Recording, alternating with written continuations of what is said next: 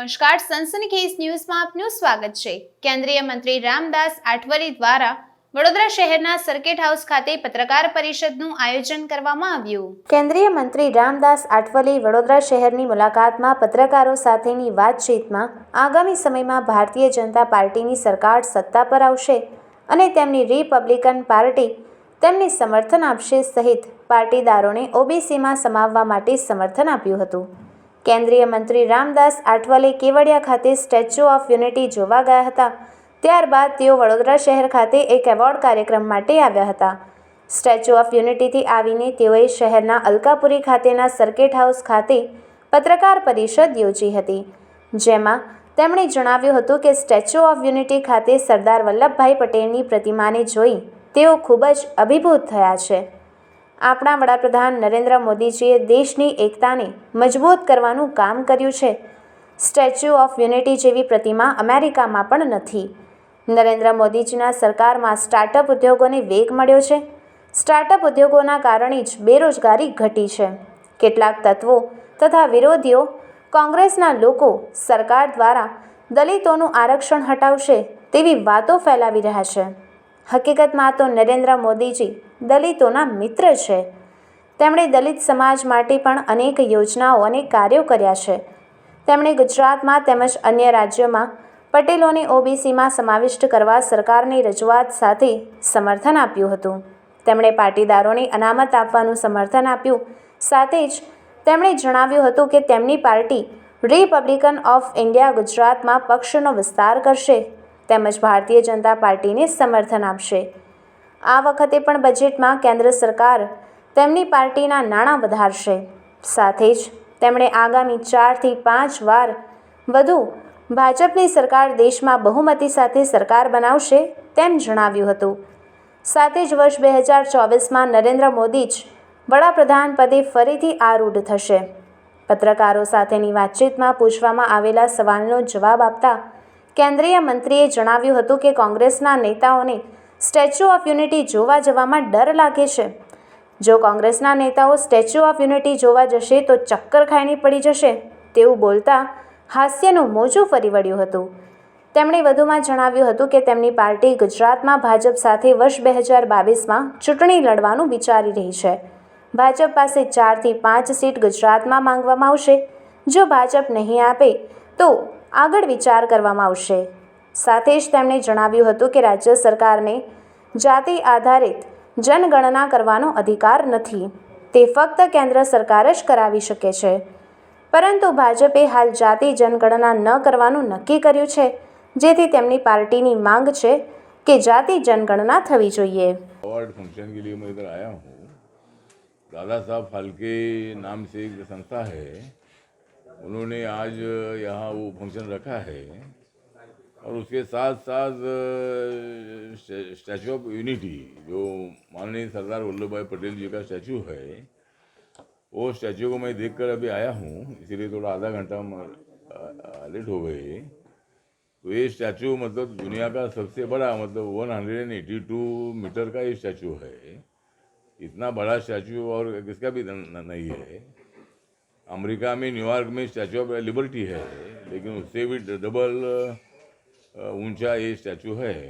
और माननीय नरेंद्र मोदी जी ने बहुत ही बड़ा काम किया है, जिन्होंने 15 अगस्त 1947 को आज़ादी मिलने के बाद बहुत सारे छोटे छोटे राज्य थे, वो राज्य अपने संस्थान थे जो अपने इंडिया में नहीं थे, तो वो संस्थान भारत में विलीन करने का जो काम है, ये काम माननीय Sardar Vallabh bhai Patel as a home minister उन्होंने किया था। इसीलिए माननीय नरेंद्र मोदी जी ने नर्मदा के मतलब सरदार सरोवर के पास इतना बड़ा स्टैचू खड़ा करके देश के यूनिटी को और भी ज़्यादा मजबूत करने का काम किया है। इसलिए नरेंद्र मोदी जी का मैं आभार व्यक्त करता हूँ, उन्होंने बहुत बड़ा काम किया है। और आज 16 जनवरी है और 16 जनवरी को नेशनल स्टार्टअप डे, जो स्टार्टअप जो इंडिया है, तो मतलब पहले तो 5-6 साल पहले 500 उद्योग थे, लेकिन अभी मतलब कई उद्योग मतलब बढ़ गए हैं और स्टार्टअप इंडिया के माध्यम से बेरोजगारी को ख़त्म करना है, अपने देश की इकोनॉमी को मजबूत करना है। इसी तरह का काम माननीय नरेंद्र मोदी जी के माध्यम से हो रहा है। और नरेंद्र मोदी जी गुजरात के मुख्यमंत्री भी रहे, उन्होंने गुजरात के विकास के लिए काम किया और आज उनको देश का विकास करने का मौका मिला है। और इसीलिए नरेंद्र मोदी जी विकास की दिशा से आगे बढ़ रहे हैं। एक विकास पुरुष के नाम से उनके तरफ देखा जाता है और दुनिया में सबसे पॉपुलर प्रधानमंत्री के माध्यम से, दुनिया में जो भी मतलब प्रधानमंत्री है, प्रेसिडेंट है, उनमें सबसे पॉपुलर व्यक्ति के माध्यम से मतलब उनका नाम पूरे दुनिया भर में आज है। तो हमें उनके बारे में बहुत बड़ा अभिमान है और हमें गर्व भी इस बात का है कि नरेंद्र मोदी जी डॉक्टर बाबा साहब अम्बेडकर जी को बहुत ज़्यादा मानते हैं। बाबा साहब अम्बेडकर जी के संविधान को मतलब मजबूत करने का काम कर रहे हैं। दलितों का जो आरक्षण है उसको कभी भी मतलब धक्का नहीं लगाने का काम कर रहे हैं। तो इसीलिए मतलब देश का संविधान ये सरकार बदलेगी, दलितों का आरक्षण ये सरकार हटाएगी। इसी तरह का बकवास, इसी तरह का गलत प्रचार जो है, ये प्रचार विरोधी दलों के माध्यम से, कांग्रेस और विरोधी दलों के माध्यम से हो रहा है। उसमें मतलब हमारा कहना, दलितों को मेरा आह्वान है कि नरेंद्र मोदी जी दलितों के मित्र है, दलितों के लिए काम करने वाले नेता है। और आप लोगों ने देखा है और वो मतलब बाबा साहब को तो मानते हैं लेकिन गौतम बुद्ध को बहुत ज़्यादा मानते हैं।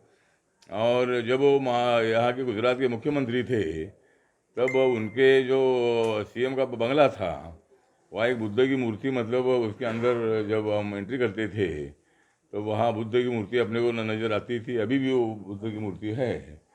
गांधी नगर के मतलब मंत्रालय के बाहर भी गौतम बुद्ध की मूर्ति है। तो इसी तरह कहने का मतलब ये है कि शांति की दिशा से नरेंद्र मोदी जी जाना चाहते हैं और इसीलिए मतलब नरेंद्र मोदी जी के साथ रिपब्लिकन पार्टी ऑफ इंडिया है। नरेंद्र मोदी जी ने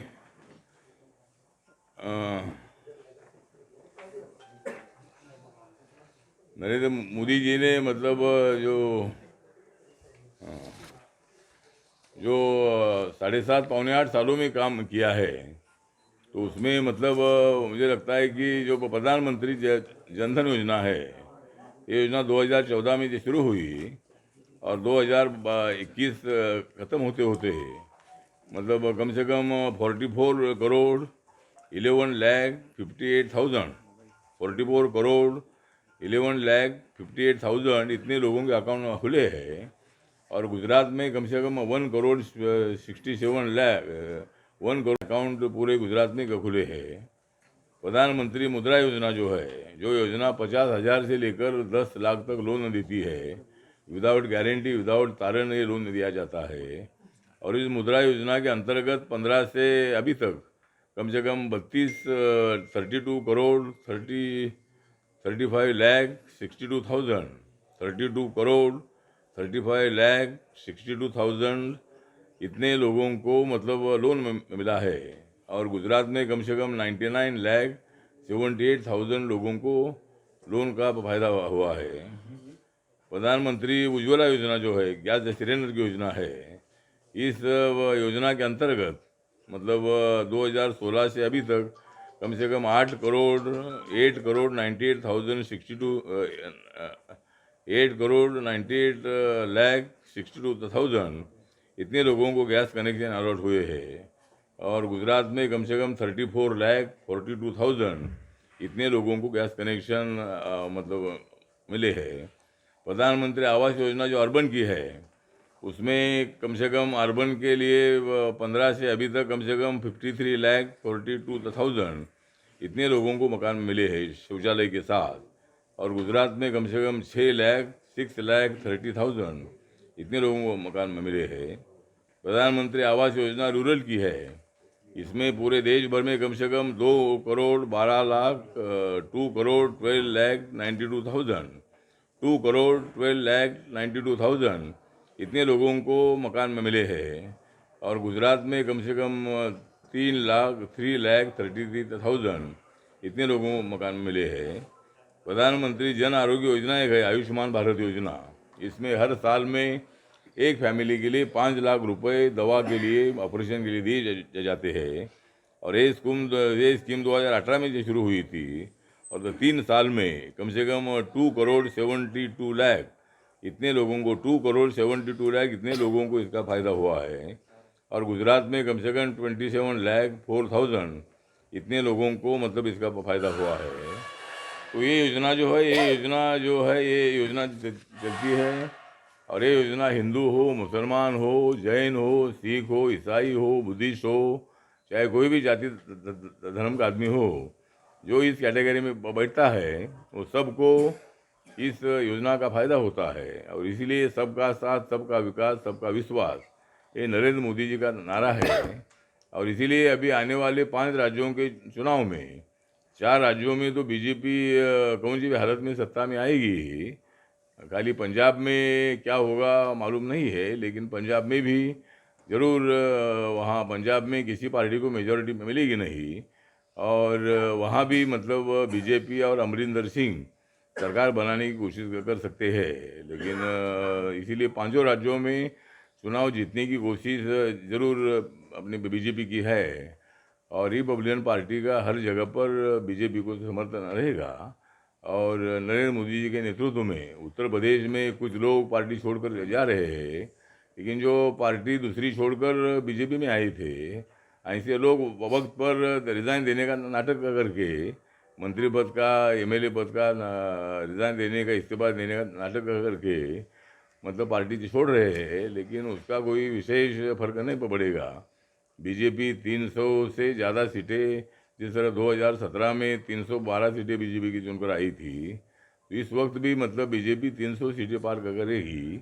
और उत्तर प्रदेश में योगी आदित्यनाथ जी ने जिस तरह काम किया है, नरेंद्र मोदी जी ने जिस तरह काम किया है, नरेंद्र मोदी जी बनारस से मेंबर ऑफ पार्लियामेंट है।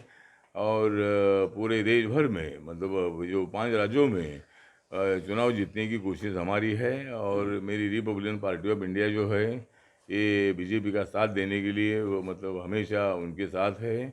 और नरेंद्र मोदी जी ने जो काम किए हैं उसका प्रचार और प्रसार करने का काम मेरी party Republican party of India करती है। मेरी पार्टी गुजरात में भी हर ज़िले में मेरी पार्टी का यूनिट है। और पार्टी बढ़ाने की कोशिश भी हमारी है। हमारी पार्टी में चाहे किसी भी जाति का आदमी हो, हिंदू हो, मुसलमान हो, सिख हो, जैन हो, बुद्धिस्ट हो, कोई भी जाति धर्म का आदमी हो, सबको मतलब यहाँ मतलब न्याय देने का जो काम है, पार्टी में लेने का काम है, वो हमारे पार्टी का करती रहती है। और यहाँ जो पाटीदार का कम्युनिटी है, पाटीदार कम्युनिटी की मांग है कि भाई इनको ओबीसी में डालना चाहिए, तो रिपब्लिकन पार्टी उसका समर्थन ओबीसी में डालकर उनको रिजर्वेशन मिलना चाहिए। इसी तरह की भी हमारी पार्टी की सूचना है, मांग है। और उसके लिए ज़रूर मतलब हमारा मंत्रालय जो है, मंत्रालय उसके बारे में ज़रूर विचार करेगा। पाटीदार समाज के जो गरीब लोग हैं, ऐसे लोगों को आरक्षण मिलना चाहिए। इसी तरह की जो मांग पाटीदार कम्युनिटी की है, उसका आरपीआई का पूरा समर्थन है और उनके लिए ज़रूर हम काम करेंगे। मेरा मंत्रालय जो है, मेरा मंत्रालय का 21-22 का बजट 1,26,239 करोड़ 1,26,239 करोड़ का था। अभी 1 फरवरी को बजट जो आएगा, इस बजट में भी हमारे मंत्रालय को मैक्सिमम मतलब पैसा देने का काम माननीय नरेंद्र मोदी जी और निर्मला सीतारमण जी करेंगे। और हमारा मंत्रालय सभी जातीय वर्गों को न्याय देने के लिए, शेड्यूल कास्ट है, ओबीसी है, दिव्यांगजन है, ओल्ड एज के लोग हैं, अनाथ लोग हैं, ऐसे लोगों को न्याय देने के लिए मेरा मंत्रालय काम करता है। और समाज के कम से कम 85% से ज़्यादा पॉपुलेशन मेरे मंत्रालय के अंतर्गत आती है। तो इसी तरह हमारी जो मंत्रालय जो है दिव्यांगजनों के लिए काम करता है। उनके लिए ईडीब कैंप हम हर साल लेते हैं। नरेंद्र मोदी जी के जन्म दिवस के अवसर पर एक बार बड़ौदा में और एक बार नवसारी में कैंप हुआ था, और उसमें कम से कम 10-15 हज़ार लोगों को साहित्य बांटा था। तो इसी तरह ईडीब कैंप के माध्यम से लाखों दिव्यांगजनों को मदद करने का काम हमारे मंत्रालय के माध्यम से होता है। ओल्ड एज होम हर ज़िले में देने का भी प्रस्ताव हम मंजूर करते हैं।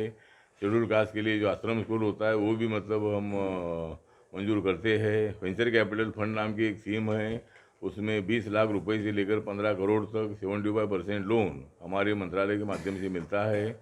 और शेड्यूल कास्ट के नौजवानों को उद्योगपति बनाने का काम जो है ये भी हमारे मंत्रालय के माध्यम से होता है। ओवरसीज स्कॉलरशिप जो है ये इसमें कम से कम 70 लाख, 80 लाख, 90 लाख, 1 करोड़ जितना भी पैसा 4-5 साल के कोर्स को लगता है वो भी मतलब हमारे मंत्रालय की तरफ से हम देते हैं। हर साल हमारे मंत्रालय के पास 300-400 स्टूडेंट के एप्लीकेशन आते हैं, उसमें 100-150 लोगों को हम मतलब जिनके पेपर ठीक ठाक है, उनका इकोनॉमिकली जो नियम में बैठते हैं ऐसे स्टूडेंट को हम स्कॉलरशिप मंजूर करते हैं। और बहुत सारे स्टूडेंट हर साल में सैकड़ों स्टूडेंट मतलब फॉरेन में जाते हैं। इसी तरह बहुत सारी योजनाएं हमारे मंत्रालय के माध्यम से चलती है। और बीच में प्रधानमंत्री पंजाब में गए थे और पंजाब के सरकार ने बहुत बड़ी चूक की है, पंजाब पुलिस ने बहुत बड़ी चूक की है। प्रधानमंत्री कोई पार्टी के होते नहीं है, प्रधानमंत्री देश के प्रधानमंत्री होते हैं। और प्रधानमंत्री को मतलब इसी तरह का सुरक्षा न देना कि उनके ज़िंदगी को बहुत बड़ा धोखा निर्माण हुआ था। और 20 मिनट तक प्रधानमंत्री वहाँ रास्ते में खड़े रहे, रास्ते में पूरा रोड जाम करके जानबूझकर मतलब वहाँ के लोगों ने प्रधानमंत्री जी को सभा स्थल पर जाने नहीं दिया और पुलिस ने उसमें कुछ भी कार्रवाई नहीं की। एक तो 1.5 घंटा पहले प्रधानमंत्री एयरपोर्ट से निकले थे बठिंडा से ही, तो उसके उतने टाइम में मतलब उनको पूरा रोड क्लियर करने की जिम्मेदारी पुलिस की थी। लेकिन कांग्रेस पार्टी ने जानबूझकर, जो चन्नी वहाँ के मुख्यमंत्री है, इन्होंने जानबूझकर रोड रोकने का काम किया है। ये बात बहुत बड़ी गंभीर है, तो इस सरकार को बर्खास्त करना चाहिए। और जो जिस पुलिस अधिकारियों ने मतलब अनदेखी की है, तो ऐसे पुलिस ऑफिसर को अपने पद पर रहने का अधिकार नहीं है, उनको डिसमिस करना चाहिए। इसी तरह की हमारी मांग है। और प्रधानमंत्री जी के जीवन को कोई धोखा निर्माण नहीं होना चाहिए। इसके लिए हमारी पार्टी प्रधानमंत्री जी के पीछे ताकत से खड़ी है और दोबारा ऐसा बिल्कुल नहीं होना चाहिए। इसके लिए हर राज्य ने चिंता करने की आवश्यकता है, ऐसा मुझे लगता है।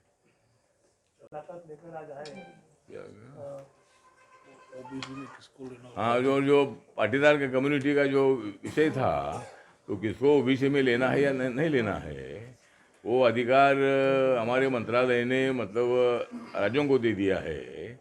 और इसके लिए हमने संविधान में संशोधन में हमने किया है और वो अधिकार राज्यों को दिया है। तो गुजरात राज्य सरकार को मेरा निवेदन है कि पाटीदार कम्युनिटी को ओबीसी में लेने का निर्णय जल्दी जल्दी ले, उसको हमारा पूरा समर्थन है। सर, संजय राउत की राकेश टिकैत से मुलाकात कितनी योग्य है, क्या मानते हैं? संजय राउत तो राकेश टिकैत को बहुत बार मिले हैं, मतलब संजय राउत का मिलने का ही काम है। जो हमारे विरोधी है उनको मिलने का काम ही वो करते हैं। अभी गुजरात में कांग्रेस के साथ वो जाने वाले थे, लेकिन कांग्रेस ने साफ मना कर दिया और कांग्रेस ने अपनी लिस्ट अनाउंस की है। राकेश टिकैत ने अनाउंस किया है कि चुनाव लड़ना हमारा काम नहीं है, किसानों की समस्या हल करने के लिए आंदोलन करना ही हमारा काम है। तो राकेश टिकैत ने हम चुनाव नहीं लड़ेंगे इसी तरह का स्टैंड लिया है, तो महाराष्ट्र के बाहर कोई शिवसेना को पूछते नहीं है। तो इसीलिए राकेश टिकैत को मिलने से कोई शिवसेना को बिल्कुल फायदा होगा नहीं और वो मिलने में कोई दम नहीं है। सर, उत्तर प्रदेश में भी शिवसेना अपने 100 से अधिक विधायकों को लड़ाने जा रही है, भाजपा को कितना फर्क पड़ेगा? शिवसेना अपने कैंडिडेट को लड़ाने जा रही है और आरपीआई बीजेपी को आगे बढ़ाने जा रही है। तो इसीलिए अगर वो मतलब अगर सीट लड़ते तो वहाँ कोई शिवसेना ने इसके पहले भी सीटें लड़ी थी। 2017 में भी शिवसेना ने कुछ सीटें लड़ी थी, लेकिन उनका पूरा डिपॉजिट भी पूरा चला गया था। तो शिवसेना वहाँ यूपी में लड़ने से कोई हमें नुकसान नहीं है। मंत्री जी, हर बार ऐसा होता है कि नेता दलित के घर खाना खाते हैं, उनके मजदूरों के घर खाना खाते हैं। ऐसा दिन आएगा कि वो उनके साथ बैठकर खाना खाएं? क्यों हर बार ऐसा रियलाइज कराया जाता है कि आप दलित के घर नेता ने खाना खाया? ऐसा कभी होगा कि दलित नेता के घर जाके खाना खा सकेगा? हाँ, मतलब नेता के घर दलित लोग बहुत बार खाना खाते भी है, लेकिन जो अभी आपने देखा है कि भाई बीजेपी के तरफ से ये कोशिश है कि भाई हम दलितों को मानते हैं और दलितों के बारे में हमारे मन में श्रद्धा है, सहानुभूति है, और इसीलिए दलितों के घर जाकर खाना खाने का जो एक्सपेरिमेंट है जातीय व्यवस्था कम करने के लिए, वो बहुत बड़ा जरूरी है। और इसीलिए योगी आदित्यनाथ जी ने गोरखपुर में जाकर दलित के घर पर खाना खाया था। माननीय अमित शाह जी ने भी मतलब एक बार दलितों के मतलब खाना खाया था। तो एक बात सही है कि आपका जो कहना है कि भाई दलितों के घर खाना खाना, ये भी बात सही है, लेकिन दलितों को अपने घर में बुलाकर खाना का खिलाना, ये भी मतलब बीजेपी ने करना चाहिए। जिस प्रकार 107 कैंडिडेट चूज किए गए उसमें से 60% ओबीसी और एसटी कैटेगरीज को दिया गया, तो उसको लेकर इलेक्शन में लगता है कि ये रणनीति तौर में सफल हो पाएगा बीजेपी? क्या क्या क्या बोल रहे हैं? जो 107 कैंडिडेट बीजेपी ने बाहर गिराए अच्छा, हैं। मतलब उसमें ओबीसी कम्युनिटी के ज़्यादा के कैंडिडेट है, तो मतलब ओबीसी का पॉपुलेशन देश भर में 52% है, ऐसा मानते हैं। जिस तरह खालिलकर आयोग का जो रिपोर्ट था उसके मुताबिक ओबीसी का पॉपुलेशन 52% मानते हैं, लेकिन ओबीसी की मांग है कि भाई हमारी पॉपुलेशन कम है या ज़्यादा है, इसके लिए जाति के आधार पर या ओबीसी का जो जनगणना है ये हमारी जाति के आधार पर होनी चाहिए। तो रिपब्लिकन पार्टी की भी मांग ये है कि खाली ओबीसी की नहीं, तो सभी जाति की जनगणना जाति के आधार पर हो, ताकि ब्राह्मण कितने हैं, ठाकुर कितने हैं, राजपूत कितने हैं, पाटीदार कितने हैं, ये जानकारी सभी देश को मिलेगी। तो इसीलिए आपका जो सवाल है कि भाई ओबीसी को ज़्यादा टिकट देने से बीजेपी को ज़्यादा फायदा होगा, और जो जिन्होंने पार्टी छोड़ी है उसका कोई नुकसान बीजेपी को होगा नहीं। बीजेपी ताकत से वहाँ लड़ेगी और नरेंद्र मोदी जी के नेतृत्व में एक बड़ी सफलता यहाँ बीजेपी को मिलेगी। 2017 में भी ऐसा ही वातावरण था, लेकिन बीजेपी को 312 सीटें मिली थी, तो इसीलिए 300 पार सीटें करने का जो ऐलान बीजेपी ने किया है उसके मुताबिक उनको 300 से ज़्यादा सीटें मिलेगी। आपने कहा कि जाति के आधारित जनगणना होनी चाहिए, बीजेपी को साफ तौर पर इनकार कर दिया कि जाति के आधार पर जनगणना हम नहीं करवाएंगे। नहीं, जनगणना का ऐसा है कि पहले से बहुत बार ऐसी मांग हुई है, लेकिन सरकार को कोई भी हो, सरकार का टिक पर जनगणना करेगी, तो कॉन्स्टिट्यूशन ने जाति व्यवस्था को खत्म किया है, तो उसको धक्का लगेगा। इसीलिए सरकार को लगता है कि भाई जाति के आधार पर जनगणना ना हो, लेकिन हमारे पार्टी की तरफ से सरकार को हमारी मांग है कि भाई जाति के आधार पर जनगणना होने से जातिवाद बढ़ेगा, ऐसा हमको लगता नहीं है। जातिवाद कम भी हो रहा है, दलितों पर अत्याचार भी हो रहे हैं, और जातिवाद गांव-गांव में आज भी नज़र आता है। तो इसीलिए जातिवाद खत्म होना चाहिए, और सेंसस करने से जातिवाद बढ़ेगा, ऐसा हमारा मानना नहीं है। समाजवादी पार्टी ने अभी ऐलान किया कि सरकार बनते ही 3 महीने में जाति जो गणना है वो हम करा देंगे, तो आप समर्थन करेंगे? मुझे लगता है कि समाजवादी पार्टी यूपी में सत्ता में आएगी भी नहीं, और अगर कोई राज्य में कोई पार्टी सत्ता में आती है तो उनको कोई जनगणना करने का अधिकार नहीं है, ये अधिकार केंद्र सरकार का होता है। तो इसीलिए मोदी जी के हाथ में, मोदी जी के नेतृत्व में सरकार चल रही है एनडीए की, और एक बार नहीं और 4-5 बार बीजेपी की सरकार आएगी। 2024 में नरेंद्र मोदी जी प्रधानमंत्री बनेंगे, और कम से कम 5-6 बार तो बीजेपी की एनडीए की सरकार आएगी।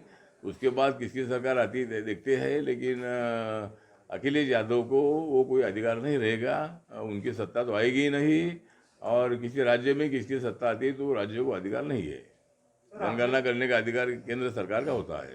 सर, आपने कहा कि स्टैच्यू ऑफ यूनिटी आप जाकर आए, लेकिन सबसे बड़ी बात यह है कि जो सरदार वल्लभ भाई पटेल का स्टैच्यू ऑफ यूनिटी बनाया गया है उसको अभी तक कांग्रेस का एक भी बड़ा लीडर देखने नहीं गया है, क्या कहेंगे आप? क्या बोलेंगे? कांग्रेस का कोई leader statue of unity Congress ने विरोध किया है। कांग्रेस का कोई बड़ा लीडर अभी तक स्टैच्यू ऑफ यूनिटी देखने नहीं गया है। अच्छा, हाँ, कांग्रेस का कोई आदमी, बड़ा आदमी उधर नहीं गया है, क्योंकि वो उधर जाने के लिए डरता है। मतलब कांग्रेस पार्टी वाले इतना बड़ा स्टैचू देखकर उनको वहाँ जाकर चक्कर आएगी कि भाई इतना बड़ा स्टैचू है, मोदी ने इतना बड़ा काम किया है, तो उनको मालूम नहीं है कि भाई सरदार वल्लभ भाई पटेल जी कांग्रेस पार्टी के थे, लेकिन कांग्रेस पार्टी के होने के बावजूद भी नरेंद्र मोदी जी ने उस स्टैच्यू को खड़ा के किया है। यहाँ कोई पार्टी का विषय तो नहीं था, लेकिन देश को यूनाइट करने का काम सरदार वल्लभ भाई पटेल ने किया था। सरदार वल्लभ भाई पटेल जी का कहना था कि नर्मदा नदी पर एक बड़ा डैम होना चाहिए, उसमें अभी कम से कम 10,000 लोगों को 10,000 गाँवों को पीने का पानी मिलता है। कम से कम 28 लाख से ज़्यादा एकड़ ज़मीन को एग्रीकल्चर को पानी में मिलता है। और सरदार वल्लभ भाई पटेल जी की इच्छा थी कि भाई ऐसा डैम होना चाहिए, तो इसीलिए उसी डैम पर ही मतलब वो स्टैचू इतना खड़ा है, इतना बड़ा स्टैचू है और लोगों को जाने की पूरी सुविधा है, देखने की पूरी सुविधा है और वहाँ लिफ्ट भी है। और इसीलिए मतलब ये स्टैचू बनाने के लिए कम से कम 3.25 साल लगे थे।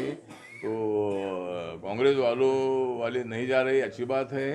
और लेकिन उन्होंने उनका नहीं जाना, मैं कांग्रेस का निषेध करता हूं कि सरदार वल्लभ भाई पटेल जी के स्टैचू को नहीं देखने के लिए जाना एक गंभीर बात है। और ऐसे कांग्रेस को मतलब सबक सिखाने का काम जनता ने करना चाहिए। 2022 के गुजरात चुनाव में आपकी जो पार्टी आरपीआई, क्या वो चुनाव लड़ेगी गुजरात में? गुजरात में तो चुनाव लड़ने का तो हम बीजेपी के साथ बात करेंगे। हमारी पार्टी इतनी स्ट्रांग नहीं है, लेकिन हर ज़िले में हमारी पार्टी का यूनिट है, कार्यकर्ता है। तो मैं देखेंगे कि अगर बीजेपी कुछ हमको 4-5 सीटें जो छोड़ती है तो बीजेपी के साथ हम रहेंगे। और बीजेपी हमारी मित्र पार्टी है, एनडीए में मुख्य पार्टी है। तो कुछ सीटों पर हम सीटें मांगने का कोशिश करेंगे और देखते हैं क्या होता है। सर, धर्म संसद में महात्मा गांधी जी को गालियां देने की फैशन चल रही है, क्या कहेंगे उसके लिए आप? धर्म संसद जब भी होती है, किसी न किसी बहाने से महात्मा गांधी के ऊपर अपमानजनक टिप्पणी होती है, गाली गलौज तक होती है। अभी कालीचरण करके एक उसने भी किया था। तो महात्मा गांधी जी के बारे में इसी तरह की टिप्पणी करना अच्छी बात नहीं है। जो कालीचरण जो हमारे साधु है, साधु ने महात्मा गांधी के बारे में जो टिप्पणी की है अच्छी बात नहीं है। तो ऐसे साधु को अरेस्ट करना चाहिए, उसके मुताबिक उनको अरेस्ट कर दिया है। और महात्मा गांधी जी का योगदान आज़ादी में बहुत बड़ा रहा है। महात्मा गांधी जी गुजरात के तो थे ही थे, लेकिन वो महाराष्ट्र के भी थे। महाराष्ट्र के मतलब जब मुंबई प्रांत था तो मुंबई प्रांत में पूरा गुजरात था, हमारा महाराष्ट्र भी उसमें था, मुंबई उसमें थी। तो मुंबई से भी महात्मा गांधी जी के संबंध बहुत अच्छे रहे। मनी भवन में महात्मा गांधी बहुत बार मतलब उधर आए। बारे में हमें आदर है। अगर महात्मा गांधी जी ये जंग नहीं लड़ते थे तो शायद और भी 50-60 साल तक देश को आज़ादी नहीं मिलती थी। महात्मा गांधी जी ने ये संघर्ष शुरू किया, बाबा साहब अम्बेडकर जी ने उसको सपोर्ट किया और इसीलिए मतलब अपने देश को आज़ादी मिली है। तो गांधी जी पर इसी तरह की टिप्पणी करना अच्छी बात नहीं है, उनको कठोर सज़ा होनी चाहिए। मंत्री जी, किसान आंदोलन फिर से 31 तारीख को पूरे देशव्यापी आंदोलन शुरू करना है, संयुक्त किसान मोर्चा ने निर्णय लिया है। हाँ, मुझे लगता है कि अगर उनको आंदोलन करना है तो आंदोलन करे, लेकिन वहाँ सिंधु बॉर्डर पर बाद में ना आए। तो उनको आंदोलन करने का अधिकार है, लेकिन जिस तरह कानून पीछे लेने का निर्णय माननीय मोदी जी ने किया है और उसके साथ साथ एमएसपी पर समिति बनाने का भी ऐलान किया है, तो मुझे लगता है कि अभी आंदोलन की कोई आवश्यकता तो नहीं है। लेकिन शांति से उनको आंदोलन करने का अधिकार है, वो शांति से आंदोलन करे। लेकिन सरकार किसानों के लिए हित के लिए काम करने वाली मोदी सरकार है और इसीलिए किसानों के लिए जो भी करना है वो करने के लिए सरकार तैयार है। Thank you.